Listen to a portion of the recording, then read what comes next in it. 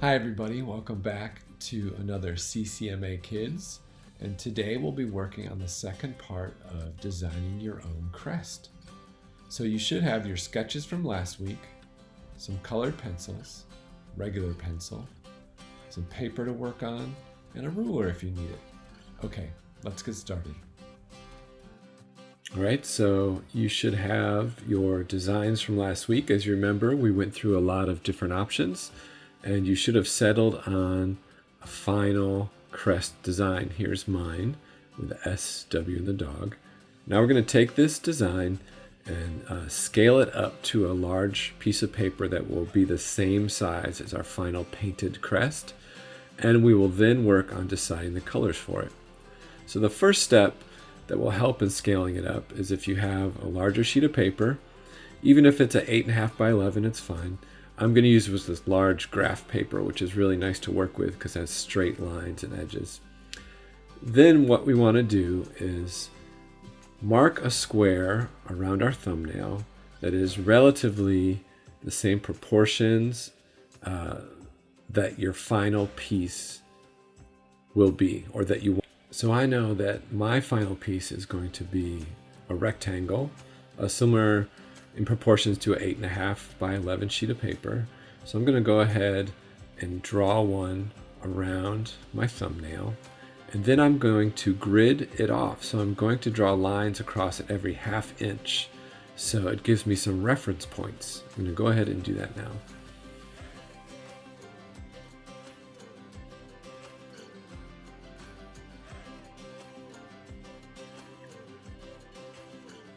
Okay, so now I have my gridded off thumbnail and I have my large sheet of graph paper. I can use the grids on my thumbnail to kind of relate it to the large sheet. It's not necessarily exact one-to-one in this case, but I can see relatively where on the page different elements of my design go. So if I look along the edge, I can decide where to start the edge of my shield. And looking at my thumbnail, I get a sense of how wide versus tall it should be, how far down it should curve in. I'm going to go ahead and sketch it out now.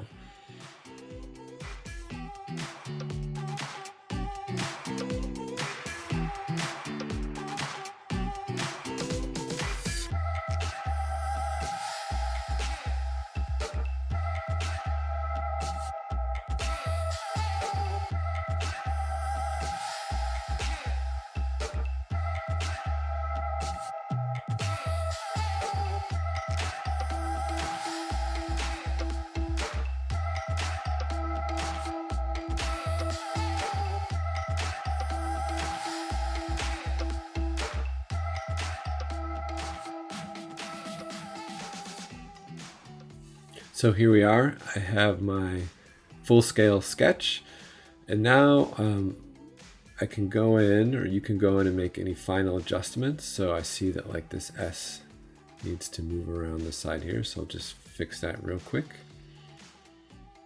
And that's the one thing with the freehand versus the exact scaling up, is sometimes things don't exactly line up. But what I like about it is that you can adapt and make changes or even improvements based on your thumbnail. And in my thumbnail, the S didn't quite go over to the edge, but here I think it looks much better if it does. So go ahead and fix that. Okay, so now we're going to start working on the final colors for our design. Now, if you really want the colors in your final piece to stand out and give them a sense that the accents really kind of pop.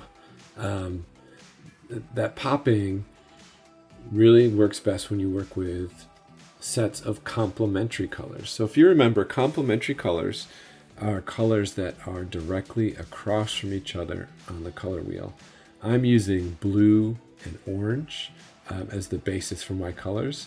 So that means throughout the design, I will have warm colors in the orange range. So not just straight orange, but reddish orange, orangish purple, and then blue colors as well. Now I'm going to start with these background stripes, and in addition to having a color, we want them to contrast in value. So I'm going to start with the background with a blue and find like a darker blue that can have like the darker stripes. So I'm just going to try some out down here. This is a violet blue. Now I'm not pressing down too hard. There's a lot of different ways you can get a reaction out of a colored pencil. You can press down with a lot of power to get like a very dense color, or you can lightly fill in and then do multiple layers to give it density. And so for this background, I'm going to go ahead and do layers of more kind of light color. And I think my darker lines will be this violet blue. Here I go ahead. It's an example of pressing down a little harder. But then you can see next to it, if I just go ahead and do the other layer, it's pretty close in value. And I think the other lines in the background will also be a blue, but more on the red side. So there'll be more of a temperature contrast between the horizontal lines that I'm filling in the back. But first, let me finish these first dark lines, and I'm just going to go ahead and do that now.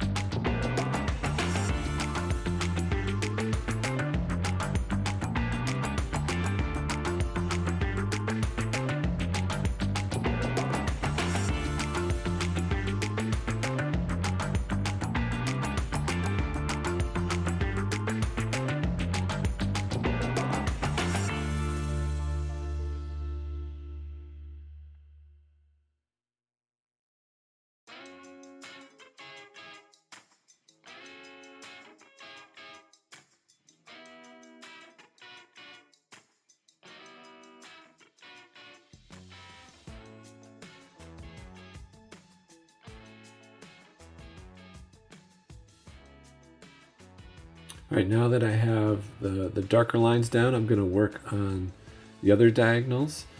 And as I mentioned, there's still going to be a blue, but I want them to be kind of a orangish, a reddish orangish blue that is kind of like a warm undertone, so they contrast with the cooler lines. So I'm just going to lightly mark out first with a purple, and then cover that with a red, and then the violet blue again.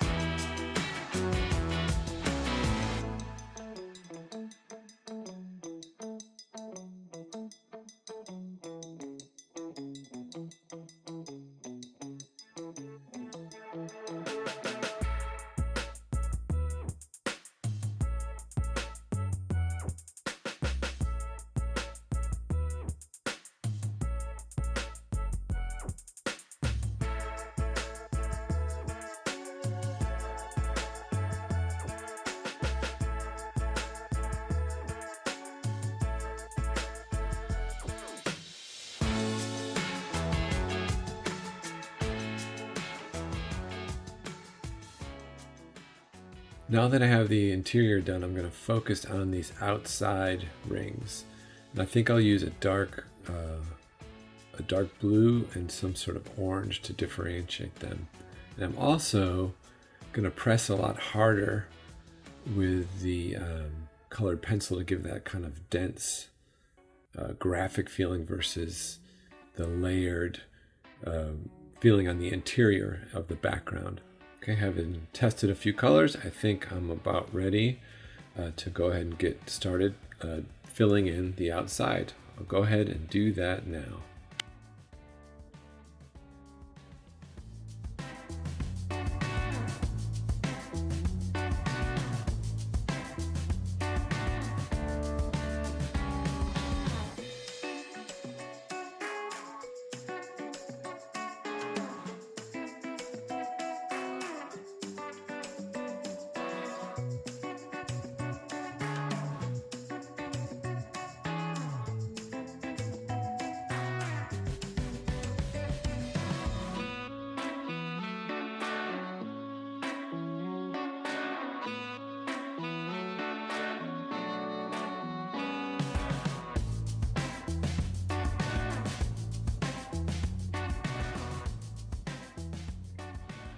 All right, so we have the outside edges and the background. Now I'm going to focus on the letters. And I'm thinking I want a blue for this large S, so I'm just doing some tests of different blues. Now might also be a good time to mention why we're filling this in the order in which we are. So starting with the background and the edges, now the letters. Since we want the letters and the dog to stand out the most, it's helpful to leave them to the end so they actually really look like they're laying on top of the rest of the design.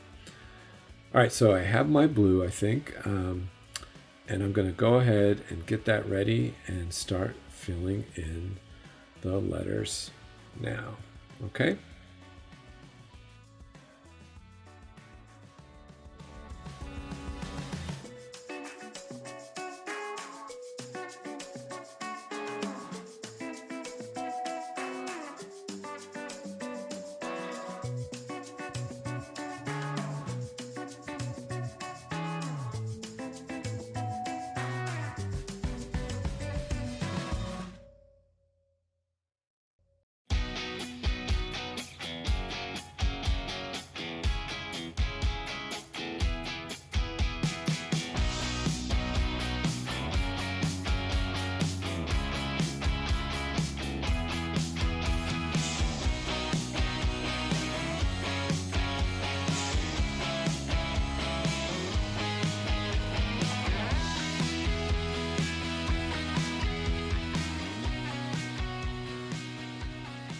Now the letters are filled in. I went with like a brighter orange on the W, and I just went back and did a little here of tightening up. And now I'm going to move on to the dog, which I also want to be a reddish orange and really stand out. So I'm just going to use a red and an orange colored pencil down here. So go ahead and do that.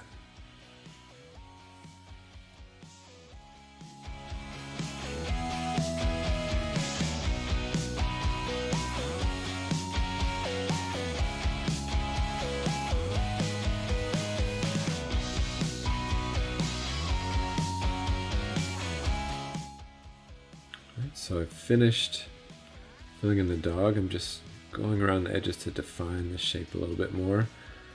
And this is also a time where even though we have everything filled in, you have to react to things as they happen. And as I'm looking at this, I feel like there still needs to be a stronger contrast between the letters and the background, and specifically maybe having more variation in the background. So what I think I'm going to do is go back in and make some of these stripes a lot more dense by really pressing down with that violet blue.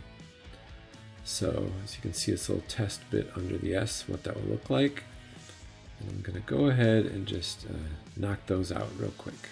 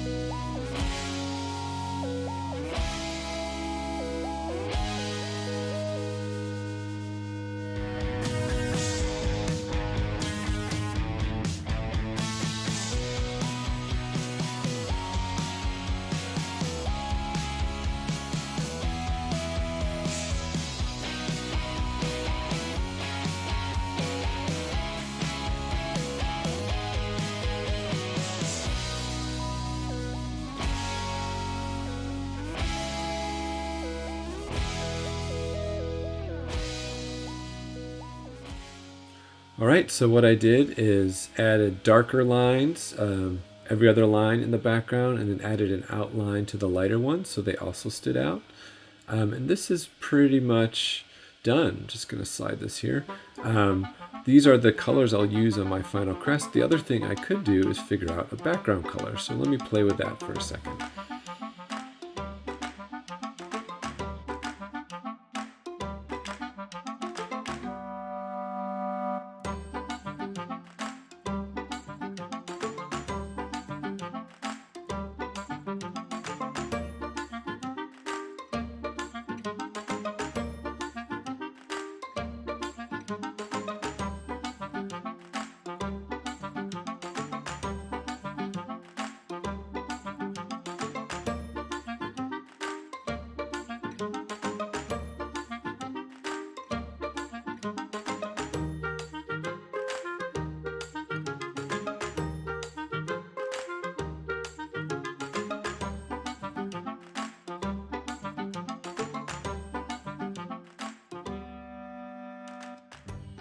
Okay, so as you can see, I put in a yellow background. It kind of really works against the purple, the bluish purples I have. Now you also see a few blemishes on here, a few marks, and I'm actually going to add some more because it's important to remember that even though we spent a lot of time working on these color studies, these are still working studies, drawings. They are documents that we'll be making our final from, and they're meant to be kind of marked up and changed and edited. This is kind of the workspace, the test for the final piece. So what I'm doing now is just making this perforated line around what I want the final size of my final crest, which we'll paint next week, to look like. Just so I know when I prepare the surface to paint on, I have the right scale. So on yours too, you can, if you decide you don't quite like how it sits on the paper, you could draw out a square around it that works better. You could cut it out, put it on a different size. But once you have it, you pretty much have a working model that we can then use to paint our final pieces next week. Thank you so much for joining me today. I look forward to seeing your designs. And remember, next week we'll be painting these onto the final form. So to be ready for next week, make sure you come back next Tuesday with some paints that you can use to match the colors in your final design, brushes, something to hold water, paper towel, and most importantly, a surface to paint on. For more information about how to prepare a surface to paint on, please see the link on the CCMA Creates page. Thank you and have a great week.